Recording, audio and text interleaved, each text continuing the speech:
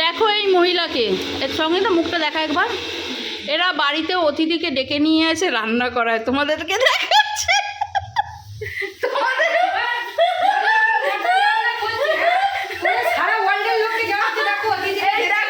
আমি রান্না করে এই যে আলু ভাজা বসেছি, এই যে আমার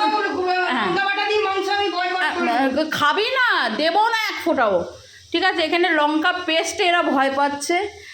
খাসির মাংস হবে 1.5-2 কিলোর ওপরে মাংস আছে, রাখো, ঠিক আছে। এইটুকু লঙ্কা লাগবে না, ও সে লঙ্কা দেখে হার্ট অ্যাটাক করছে।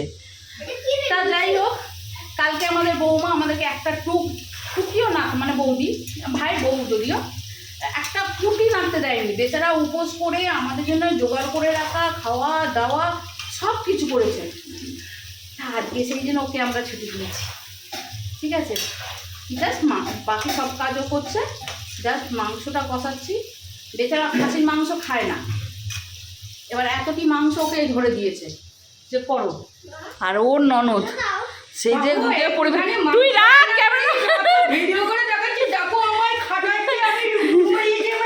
আচ্ছা আমাকে একটা কথা বলো, তোমাদের বাড়িতে লোক এলে তোমরা কি বলো? না না না না শুই বলো। আর ওদের বাড়িতে লোক এলে ওরা বলে ও রান্না করবে, ও রান্না করবে, শুধু একটা কথা বলে দাও, ভালো করে। আমি অন ক্যামেরায় বলেছি ও রান্না করবে, কোনো প্রুফ আছে ও রান্না করবে। আমি দীপ্তি ও বলেনি ও করবে, দীপ্তি বলেছে তো, বলেছে তো,